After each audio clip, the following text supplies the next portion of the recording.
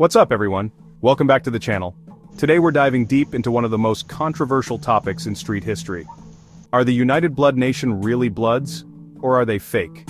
It's a heavy question, so stick around as we break down the history, the truth, and the street politics behind it all. To understand the UBN, we first have to go back to Los Angeles in the early 1970s, where the original Bloods were born.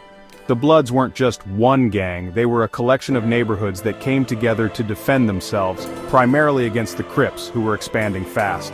These West Coast Bloods had sets like the Peru, Bounty Hunter, Brims, and others, each with their own identity, but unified under the red flag.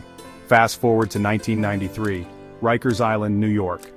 Two inmates, Omar Porti, aka OG Mac, and Leonard McKenzie, aka OG Deadeye, formed the United Blood Nation as a way to protect black inmates from the dominant Latin kings and net us in the New York prison system.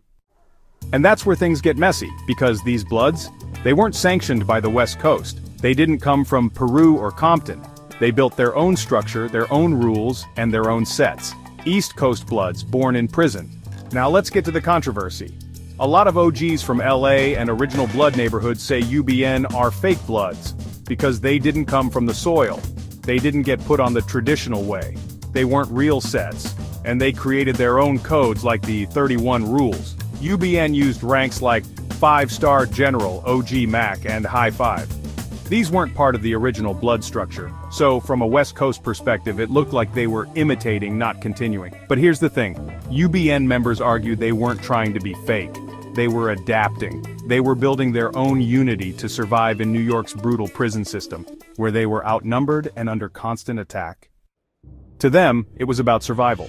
And over time, UBN became one of the most dominant gang alliances on the East Coast, especially in cities like NYC, Charlotte, and Baltimore. So here's the million-dollar question. Are the United Blood Nation fake Bloods? Depends who you ask. To the original LA sets, yes they are. To East Coast members who grew up under UBN structure, they're just a different branch of the same tree. It's not about who's real, it's about what they represent, and whether they respect the roots. What do you think? Are UBN real Bloods or just an East Coast imitation? Drop your thoughts in the comments, and remember, this is for education and awareness, not glorification. Like, share, and subscribe if you want more deep dives into street history and culture. Stay safe and stay smart.